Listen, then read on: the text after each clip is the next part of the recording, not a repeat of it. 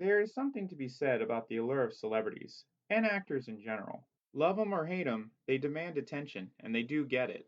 And there are some actors that people gravitate towards. Whether it's their charisma or their presence, they could be completely badass or over the top. And for me, there's Margot Robbie. Margot Elise Robbie. She started out as my new celebrity crush, but over the years it developed from that to becoming my favorite actress to becoming someone I actually admire. Because I get shit done. And she does. A lot of what she has accomplished, whether it's as an actress, a producer, or her personality, all of it resonates with me. It started as a simple crush when I saw the press release photo of her as Harley Quinn. That summer, she really caught my attention, and I ended up learning quite a bit about her. At the time, I only knew her for Wolf of Wall Street. I had no idea she was Australian. It was watching her alternate between her accents that really got me. Okay, pretend that you've got acrylic nails on and they've just been painted, so they're still wet. And I was like, okay, cool, so how do I do the accent? And she was like, just do it. And I was like, okay. So I put my hands out like that and started doing the scene, and I was like, okay, well, and all of a sudden, I'm getting my hair out of my face like this, and, I was talking to her, and I wasn't talking to you. I was talking to her, and, this attitude came out of nowhere. Then Z for Zachariah came out, and I was thoroughly impressed with that. It's an actor's movie with only 3 characters. Margot is pitted against great actors like Chiwetel Ejiofor and Chris Pine, and to see her hold her own, that elevated her for me. From that summer onward, it was a trajectory from a simple crush to respecting her as an artist. An artist that I'm genuinely excited by when watching whatever project she's involved in. So I wanted to explore and dive into why Margot's work speaks to me.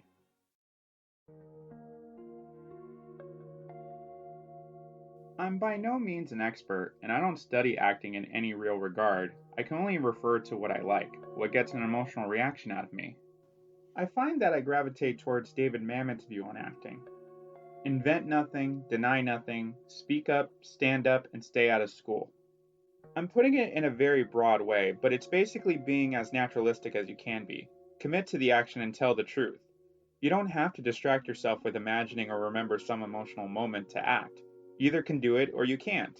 You interpret the material and you commit to the best of your ability. That's something I notice I like in performances as opposed to more extreme measures like method. That's where an actor fully commits to the character 24/7. Sometimes it works for me, sometimes it doesn't. Because sometimes the performance runs the risk of being so technical and so authentic, it ironically becomes inauthentic. With Margot, I can't determine much other than based on what she talks about in interviews. I do know that she does commit herself to her craft, puts a lot of focus in what she can do physically. That can range from stunts to her accents. For instance, in Bombshell, she created a Twitter account and followed a bunch of right-wing accounts trying to get a sense of how they communicate, and how they feel and how they think. Or for I, Tonya, she would listen to interviews with Tonya Harding on a loop to get that accent in her head. Before all that, Margot started out in Australia. She did a couple of feature-length movies as well as TV, famously on the popular soap opera Neighbours as Donna Friedman from 2008 to 2011. It's a fun watch. You get a real sense of the range she tries out emotionally. As weird as it sounds, you see examples of how she handles herself, like when she cries. Stuff like that is such a tightrope because it can easily be overdone or unconvincing. She has a subtle approach to it. It has reservation, it's subdued. I think it works to the benefit of being convincing and has served her well. I'd argue as she has grown, the scenes where she cries have become some of her best work. Along with Neighbours, she did a couple of movies, ICU and Vigilante. Her role in Vigilante is pretty funny. She's basically a woman in the refrigerator, which means she's there to die and propel the hero into a call of action. She is literally carried out of the movie and ambiguously dies. I didn't understand what happened to her. If she was kidnapped or if she did die, it wasn't until literally the main character stands over her grave that I understood what happened. Then there's ICU, which is a very original movie about people watching their neighbors and see something that they shouldn't have. And Margot is in it with all her scene hair glory. It's funny because I saw it right when she gave this interview. I had a real, like, it's like heavy metal phase when I was like 14, and I like dyed my hair black, and I'd only cut it with a razor blade, and I'd only wear like band shirts and like only listen to like the heaviest of heavy metal. The movie itself, well, it is what it is. It's not great by any means, it's pretty hammy and over the top, but Margot gives a pretty good performance in that she was young. It was one of her first big roles, and that in itself is pretty impressive. To be honest, it's actually not a bad indicator to show the potential she has. But also, it shows that she can give a pretty competent performance.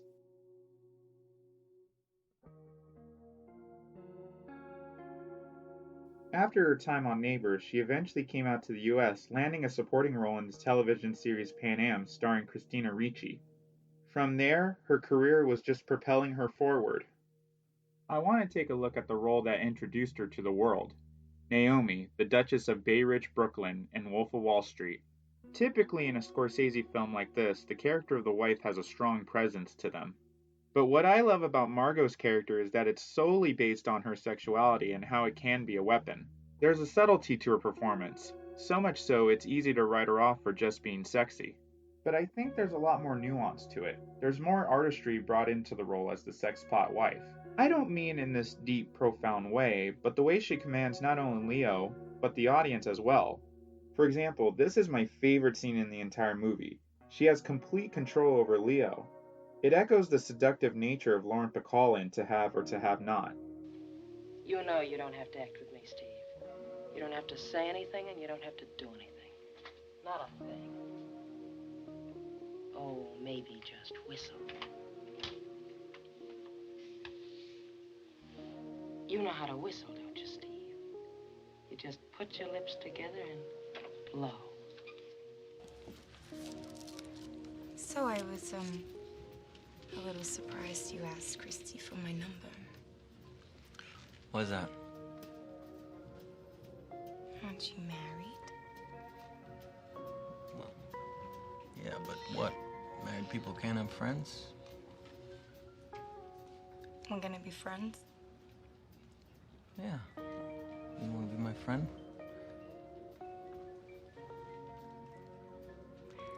We're not gonna be friends.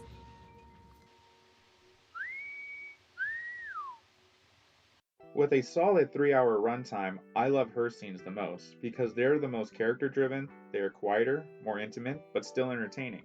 Honestly, compared to everyone and everything being so over the top and vibrant, it's a bit of a relief. Again, I argue how it's telling to what kind of performance she can bring to the table, even for something as simple as the sex pot wife. I'm not a big fan of the movie, but I love her performance in Bombshell. I think it's a strong performance in a movie that stars Charlize Theron, Nicole Kidman, and John Lithgow. You know, I'm a big horror fan. I'm pretty tolerant to a lot of graphic stuff. With that said, I have a really hard time watching this scene. It is so uncomfortable, it's so brutal, but coming back to my point about crying, that scene is so effective that her scene where she breaks down feels like a genuine gut punch. I love that she can do that, even when she's involved in projects I'm not in love with or a big fan of. She leaves a strong impression on me. She gives me something memorable. Harley Quinn, nice to meet ya. Love your perfume. What is that? The stench of death? So, it only seemed right to take a look at a character she has played 3 times in varying degrees. Even though it is the same character, each version has a different voice from a different writer, and Margot brings out a different performance for each iteration. The first Suicide Squad is, to say the least, fragmented, disjointed, and all over the place. Unfortunately, it deprives a lot of Margot's prime material for the character, like all the mad love therapy sessions with the Joker. And that just kills me. I hope one day the Ayer cut does see the light of day, just so I can see what that footage and her performance looks like. But for what we got, she is the best thing about the movie. Uniquely, it is the only one out of the 3 movies where she is a straight up bad guy, and because of that, I have an affection for it. I love seeing her being manipulative and villainous. I love the Debbie Harry look, and I really love the overall aesthetic that was going on for the character. Then there's the follow-up to Suicide Squad called The Suicide Squad. To be honest, it's my least favorite out of the 3 Harley performances. That's all based on preferences, but she is sidelined for most of the movie. When she does join the rest of the cast, she doesn't necessarily stand out. Most of the characters sound the same, with similar jokes being made between them. I love the rain. It's like angels are splooching all over us. Then there's Birds of Prey, and the fantabulous emancipation of one Harley Quinn. I unapologetically love this movie. I adore it. It's the only movie I've ever seen 5 times within the same week it came out, and I saw it 7 times in its entire theatrical run. There's something extremely nostalgic about it, in a good way. It invokes a lot of what I love about comic book films in the 90s. It had style, a personality, a memorable soundtrack. It featured 2 of my favorite comic book characters that I've loved since I was a kid. Plus, it's a Margot Robbie-led comic book film as Harley Quinn. How could I not love it? It's very simple, it's very straightforward with low stakes, which I appreciate greatly. It's a nice palate cleanser in the grand scope of comic book movies out nowadays. What I like about it is, it takes Harley on as a character in full force. They lean into her zany, over-the-top mindscape, but there's a bit of a psychological element that's thrown in. I agitate his already delicate sense of mental equilibrium, that and his obsessive-compulsive need to be the center of attention. You know, Psychologically speaking, vengeance rarely brings the catharsis we hope for. Yeah. You're building a criminal empire because Daddy kicked you out of Janice Court, and you think this is a big fuck you, but in actuality, it's a very misguided attempt to win back his respect. I get it. I love that there's a vulnerability. She feels fully well-rounded, living up to the character's potential. The movie itself, I find super entertaining. The company 8711 that were behind the action sequences in John Wick were called in, and you can tell. It's so much fun, so creative, and it plays with Harley's acrobatic nature, and it gives her character more agency. I like between all 3 films you see elements of that, but this goes all in. Harley Quinn is a character that has been around for nearly 30 years now, and her character was pretty static for 20 of those years. Then by the 2010s, she started to have major character shifts. In 2011, Jimmy Palmiotti and Amanda Conner gave Harley her own agency going forward with their New 52 run. Arlene Sorkin, the original voice of Harley Quinn, retired from acting, including voicing Harley. I would argue that she was just as iconic for her character like Kevin Conroy with Batman or Mark Hamill with Joker. And it's a tough act to follow. There was a period where that performance was just being replicated. Then Margot came through with her performance. I'm not saying it's because of her, but I am suggesting she was part of a new wave of where actresses were trying something different with Harley, to make the role their own instead of trying to be Arlene Sorkin. And other actresses have followed suit, which is wonderful. Personally, I love Kaylee Cuoco's voice performance for Harley in that new Harley Quinn show. It's nice to see the character not only thrive, but has been able to step out of Arlene Sorkin's shadow, and doesn't have to be relegated to just Joker's girlfriend.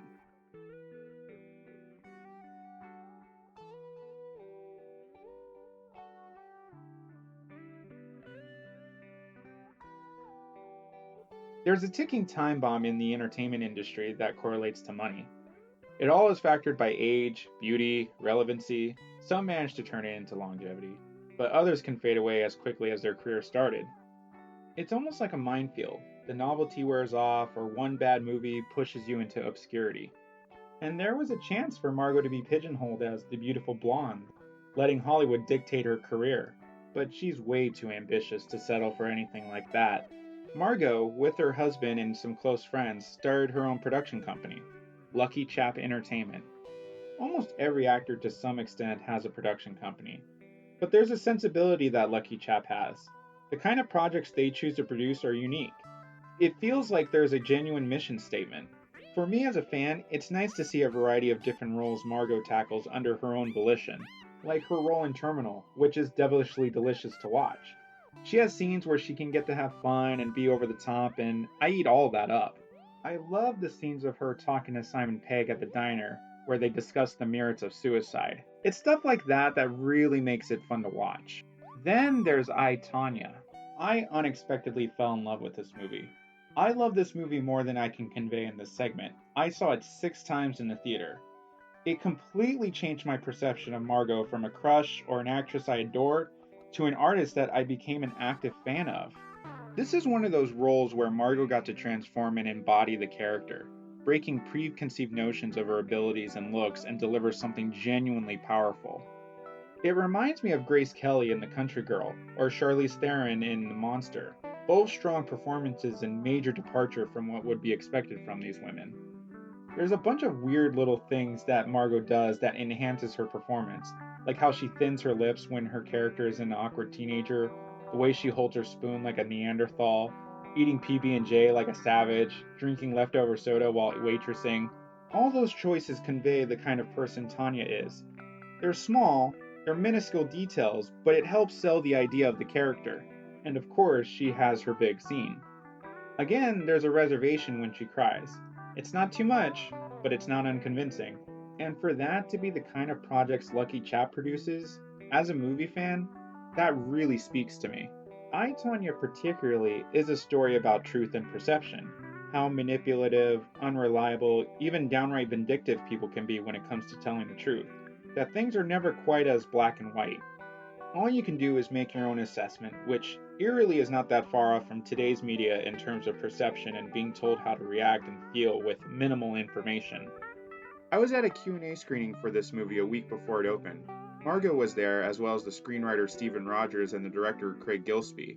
She noted that the reason they picked Craig as the director was because he was the only one that wanted to keep the story in perspective, as opposed to condemn or be downright condescending. It's that kind of sensibility with her as a producer that makes me gravitate towards her, that she has a good enough sense to know how to make smart decisions for the sake of storytelling. The beauty of it all, it became a genuine platform for not only herself to play a variety of roles, but to elevate other female voices. Tatiana Rigo, who edited the film, was nominated for an Oscar, along with other awards and nominations during the time of the film's release. Allison Janney, of course, who won her first Oscar as Tanya's mother. Then down the line, Luckychap produced Promising Young Woman, and that got Emerald Fennell, first-time writer-director, her first Oscar for her screenplay. Carey Mulligan got her second nomination for her lead role. And the lead role of Cassie is a fucking great role. The material is so good. And because she was producing it, Margot could have easily stepped into that role, but instead she went with her better instincts to find a more suitable actor. I like that a lot about Luckychap. It isn't superficial when elevating voices or some weird vanity project. It's setting out to do exactly what they intend to do.